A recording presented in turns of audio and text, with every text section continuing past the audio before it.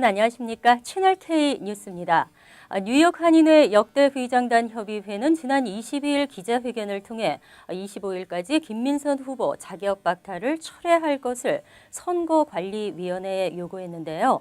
선관위에서 아무런 답변이 없자 역대 부의장단 협의회는 선관위의 활동을 문제 삼고 회칙에 의거해 앞으로 회장 선거 관련 모든 절차와 결정권이 역대 회장단 협의회에 위임된다고 발표했습니다. 박민기 기자가 보도합니다.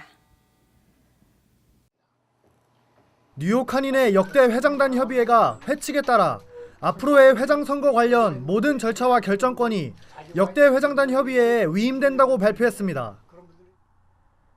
역대 회장단 협의회는 지난 22일 진상조사위원회를 구성하고 선관위에 25일까지 김민선 후보의 자격 박탈을 철회할 것을 요구했지만 선관위는 묵묵부답으로 대응했습니다. 역대 회장단 협의회는 어제 긴급 회동을 갖고 선관위의 지금까지의 활동을 조사해본 결과 공명정대하지 않았다는 판결을 내리고 이미 회칙을 위반한 만큼 선거를 공정하고 조속히 처리하기 위해 역대 회장단 협의회가 앞으로의 선거를 직접 관장하겠다고 밝혔습니다. 현재 민승기 후보 한 사람만이 이 후보자로 남아있는 단일 후보인 상황이므로 회칙 72조 사항에 정해진 바에 따라 이후 선거 관리를 직접 관장하기로 결정하였다.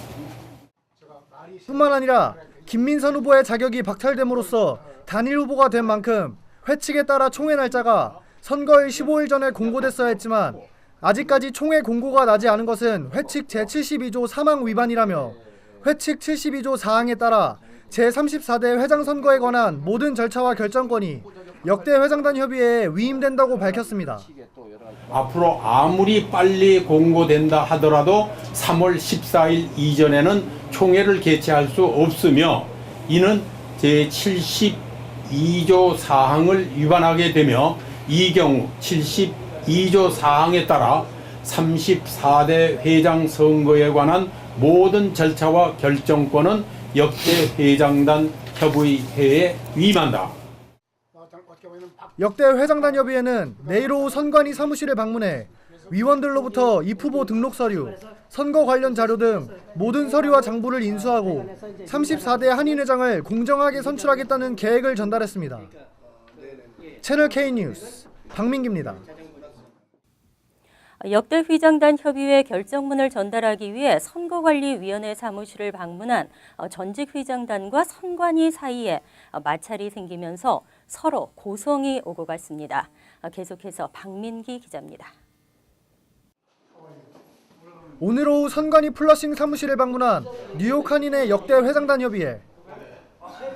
먼저 선관위 사무실에 도착한 강익조 회장, 변종덕 회장, 이경로 간사 등의 역대 회장단 협의회 관계자들은 유창원 선관위 부위원장에게 문서를 전달하고 가려 했지만 절차상 위원장에게 전달해야 한다는 말에 이승열 선관위 위원장을 기다렸습니다. 하지만 곧이어 도착한 이승열 위원장은 문서만 전달하고 가면 되지 왜 아직도 있느냐고 말했고 이유를 설명하려던 이경로 간사에게 전달 안 받겠다고 호통을 치면서 양측의 언성이 높아졌습니다. 이분들이 잡아가지고 앉아 있은 거예요. 글쎄 내가 와야 전달이 될 거 아닙니까? 그 전달을 아무나 전달 안 받아. 가시오. 하고 싶은 대로 하라고. 전달 안 받아. 가시오. 뭔데 그걸 전달 받자. 뿐만 아니라 이승열 위원장과 강익조 회장은 서로 어디 선관위에 와서 행패를 부리느냐, 선관위원장이 대수인 줄 아느냐 등의 말싸움이 오고 갔습니다. 이거 어디 가서 행패하는 거야 이거? 선관위원장이 이 선관위는 누구도 못 건드려. 당신 대통령인 줄 알아? 야? 누가 대통령이야? 이 건방지게들 와서 이 야단들이. 야단이야 이게 야단. 아 뭐야 이거 너네 하는 짓들이 뭐야 이거? 여보시오 선관위를 잘해서 만들어야지. 당신들 지금 와서 뭐 하려고 하는 거야 지금? 당신네들이라며. 당신이 그 뭐야 그 당신이? 내일 오후 선관위 사무실을 방문해 선거 관련 자료를 인수하겠다고 통보한 역대 회장단 협의회와 선거법대로 하겠다며 이를 거부하는 선관위 사이의 갈등이 심화되면서 제34대 뉴욕 한인회장 선거가 파국으로 치닫고 있습니다. 채널K 뉴스 박민기입니다. 공화당 소속 주지사가 있는 26개 주가 오바마 대통령의 이민 행정명령 저지 소송에 참여했습니다. 행정부는 이외 24개 주에서 먼저 추방유예 확대 조치 시행을 검토하고 있습니다. 뉴욕, 뉴저지가 이에 포함됐습니다. 오바마 행정부가 뉴욕과 뉴저지 등 소송에 참여하지 않고 있는 24개 주에서 추방유예 확대 조치를 우선 시행하는 방안을 검토하고 있습니다. 오바마 대통령과 이민 옹호단체 대표들은 어제 백악관에서 만나 이와 같은 방안을 논의한 것으로 알려졌습니다. 만일 실제로 오바마 행정부가 24개 주에 거주하고 있는 불법 이민자들을 상대로 추방유예와 워크퍼밋 신청서 접수를 시작한다면 이민개혁 행정명령을 둘러싼 논쟁이 한층 심화될 것으로 예상되고 있습니다. 현재 이민행정명령이 헌법에 위배된다며 소송에 참여하고 있는 주는 26개 주에 달하고 있습니다. 26개 주는 텍사스를 비롯해 애리조나와 아칸소, 플로리다, 조지아 등 모두 공화당 소속 주지사가 재임하고 있는 지역인 것으로 알려졌습니다. 지난 1972년 연방대법원은 영사 불심사권이라는 원칙을 세운 바 있습니다. 이에 따라 부당하게 비자 발급이 거부됐다 해도 소송으로 뒤집기는 어렵다는 전망입니다. 연방대법원 법관들은 지난 23일 이른바 영사 불심사권 원칙의 위헌 소송 심리에서 영사의 비자 발급 여부 결정은 법원의 판단 사안이 아니라는 입장을 밝혔습니다. 국무부 영사의 영사 불심사권 원칙에 따라 이민서비스국이 승인한 케이스라도 위법 행위가 의심되면 비자 발급을 거부할 수 있습니다.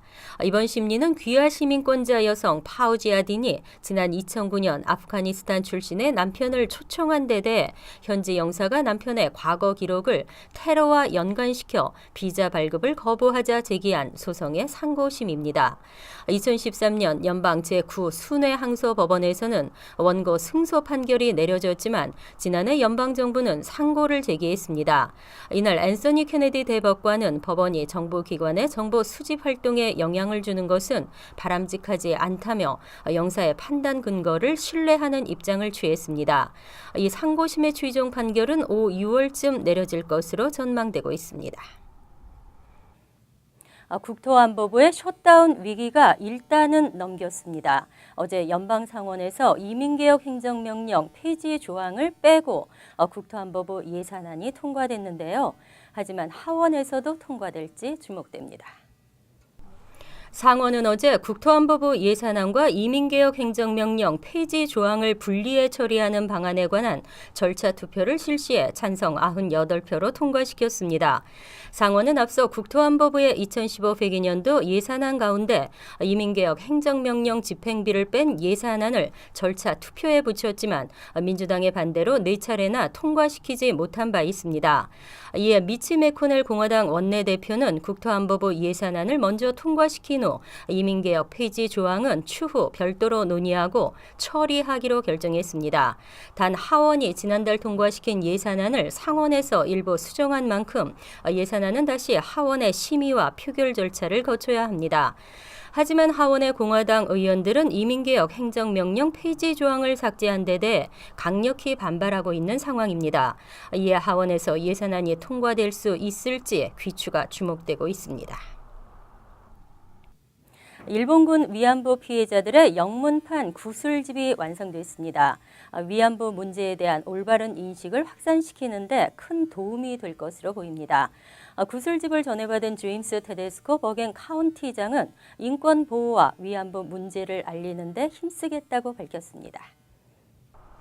어제 제임스 테데스코 카운티장과 7명의 프리홀더 등은 뉴저지주 해켄색에 있는 버겐 카운티 청사에서 위안부 피해자 구술집 영문판을 전해받았습니다.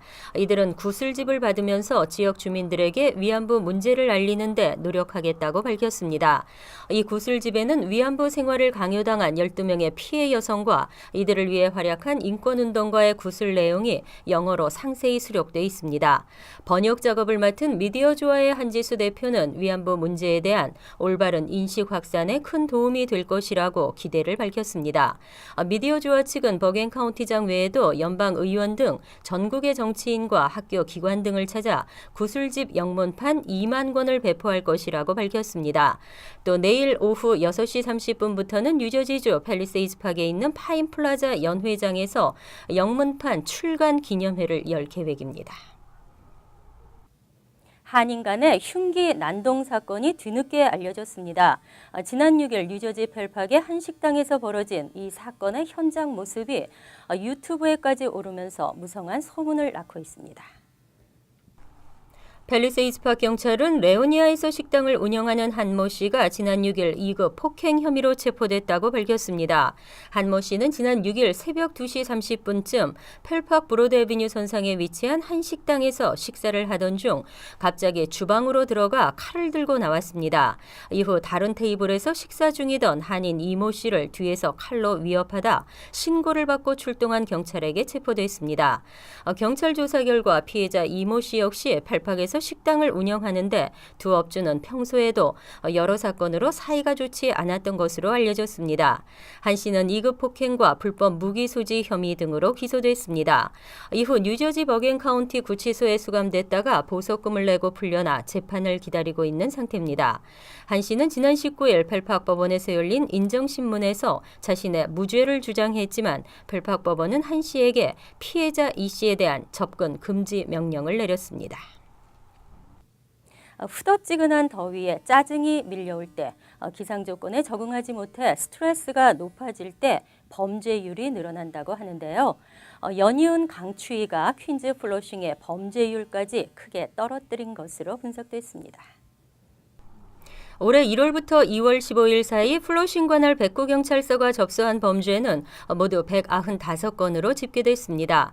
지난해 같은 기간에 284건과 비교해 무려 31.34%가 감소했습니다. 전문가들은 예년에 비해 크게 낮아진 기온에 따른 추위 때문인 것으로 분석하고 있습니다. 범죄 유형별로는 절도가 69건에서 22건으로 무려 68.1%나 줄어들면서 가장 큰 감소폭을 보였습니다. 이어 폭행 사건도 28.2% 감소했고 중절도 19.2%, 강도는 14.3%가 감소했습니다. 지난해부터 꾸준히 늘어나던 차량 절도 역시 12%나 감소한 것으로 조사됐습니다. 한편 뉴욕시 전체의 범죄율도 이 기간 11,313건으로 지난해보다 11.21% 하락했습니다. 일반적으로 날씨는 범죄율에 큰 영향을 끼치는 것으로 알려져 있습니다. 전문가들은 요즘처럼 추운 날씨에는 범죄가 상대적으로 줄어들지만 무더운 여름에는 불쾌감의 상승으로 총기 관련 사건이 급증하는 게 정설이라고 설명했습니다. 그동안 잠잠했던 BYOB 라이센스 적용 시간 연장이 다시 추진됩니다. 2년 전에도 추진된 적이 있지만 갈등의 골만 깊게 만들면서 무산된 바 있는데요. 이번에도 리커 라이센스 소지 업주들은 강하게 반발할 것으로 예상돼 귀추가 주목됩니다. 펠팍타운 의회는 지난 24일 열린 원래 회의에서 BYOB 적용 시간을 연장하는 개정안을 상정했습니다. 개정안은 현행 오전 0시에서 일에서 목요일은 오전 2시, 금에서 토요일에는 오전 3시까지 연장하는 내용을 담고 있습니다. 이런 BYOB 적용 시간의 연장안은 지난 2013년 8월에도 펠팍타운 의회에 상정됐습니다. 하지만 당시 리커 라이센스를 갖고 있는 업주들의 거센 반발로 무산된 바 있습니다. 타운 의회는 다음 달 24일 열리는 원래 회의에서 표결을 통해 개정안 승인 여부를 결정할 계획입니다. BYOB 시간 연장안은 2년 전에도 추진된 적이 있지만 찬반 논란이 거세게 나오면서 BYOB 소지 업주와 리커 라이센스 업주 간의 깊은 갈등의 골을 만들었습니다. 이번 연장안 재상정에도 리커 라이센스 소지 업주들은 강하게 반발할 것으로 전망되고 있습니다. 항상 여러분과 함께하는 채널 K 뉴스 여기서 마칩니다. 편안한 저녁 되시기 바랍니다.